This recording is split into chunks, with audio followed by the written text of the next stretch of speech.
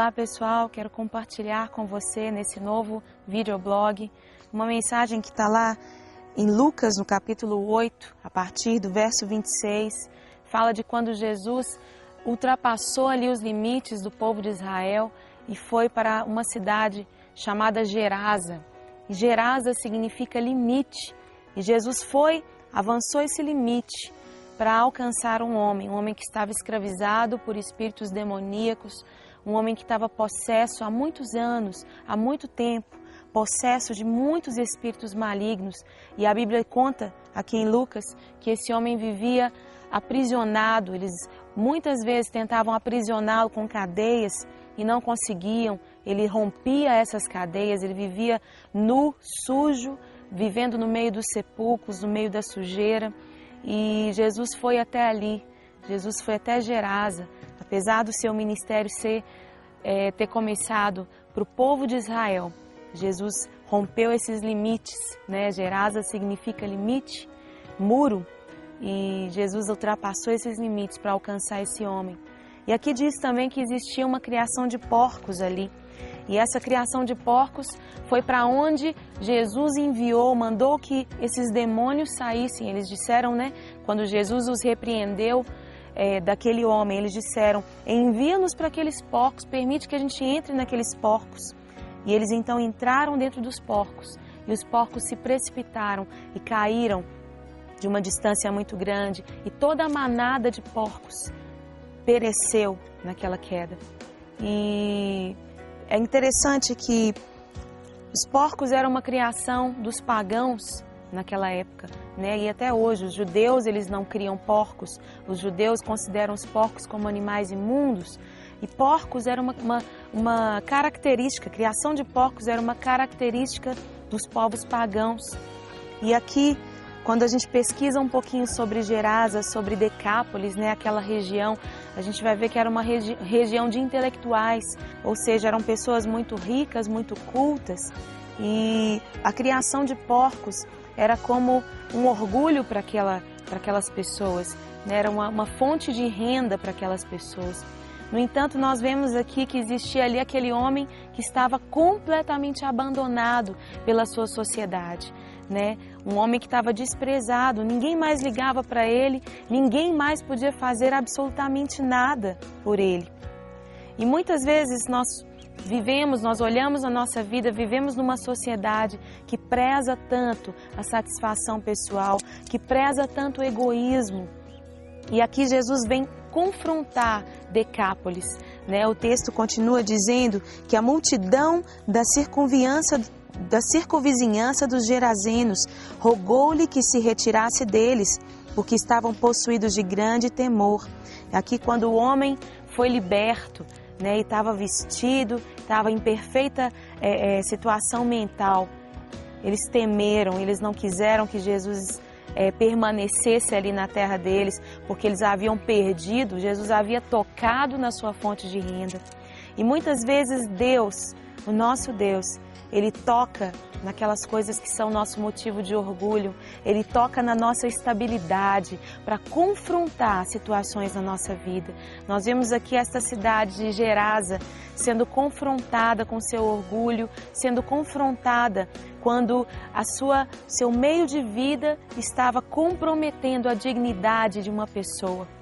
Quando o nosso meio de vida, as nossas escolhas pessoais começam a comprometer a felicidade de outras pessoas, quem sabe dos seus pais, quem sabe o seu jeito de viver, o seu jeito de ser, as suas escolhas estão comprometendo a felicidade dos seus pais ou dos seus filhos ou das pessoas que estão próximas a você.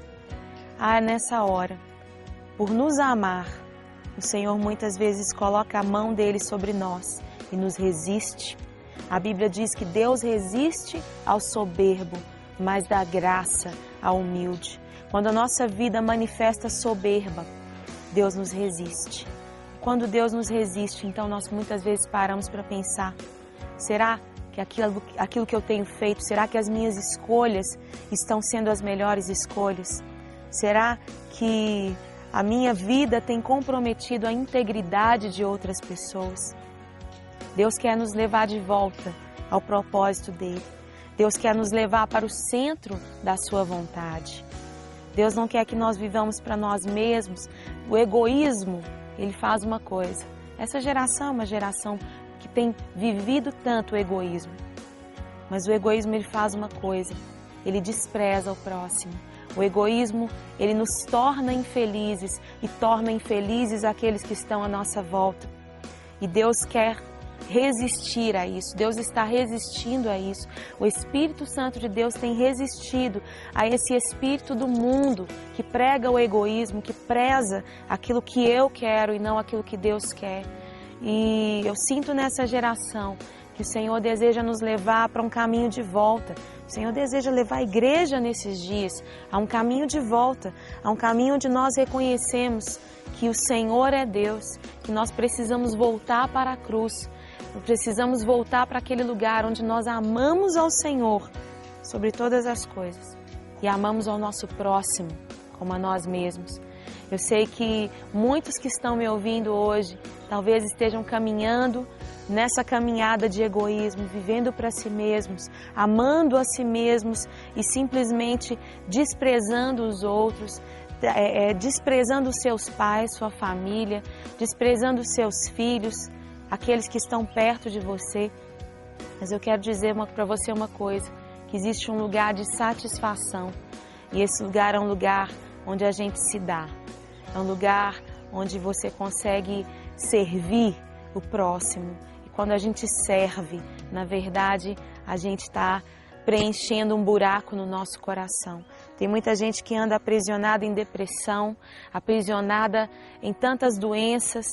E quando a gente vai ver a fundo a vida dessas pessoas, nós vamos ver que essas pessoas estão, na verdade, lidando com o egoísmo. O egoísmo adoece o coração. Mas quando a gente se dá, quando a gente ama o nosso próximo, o que acontece é que nós recebemos cura no nosso coração. Cura quando nós deixamos o rio de Deus fluir através de nós. A cura vem primeiro para nós e ela vai transbordando a outros. Deus deseja que a dignidade de muitos seja restaurada através de nós.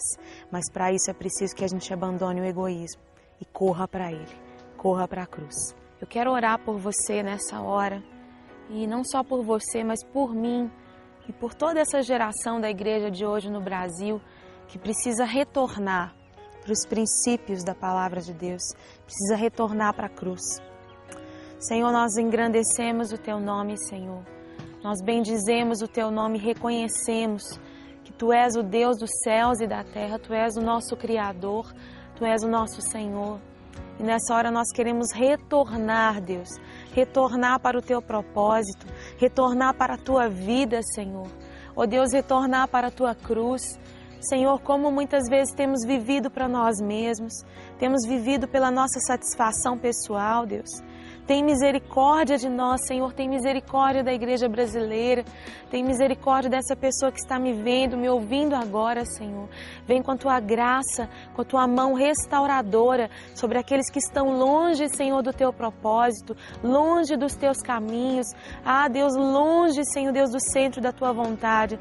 Pai, que o Senhor venha nos levar de volta nesta hora, que o Senhor venha nos resgatar do egoísmo, nos resgatar de nós mesmos, Senhor Deus, e nos levar a olhar para fora, a olhar para o outro, Deus, a olhar para Ti primeiro, Senhor, e olhar para o outro, em nome de Jesus, para que sejamos sarados, para que esta geração seja sarada, curada, Senhor Deus, pelo Teu rio.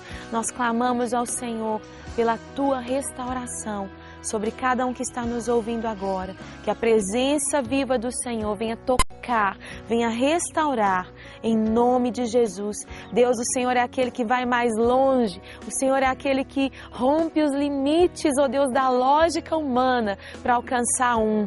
E eu clamo ao Senhor que o Senhor venha alcançar este um agora, este que está perdido, que está longe do Teu propósito, que venha ser alcançado pela Tua presença nesta hora e restaurado, em nome de Jesus. Senhor Jesus, te abençoe.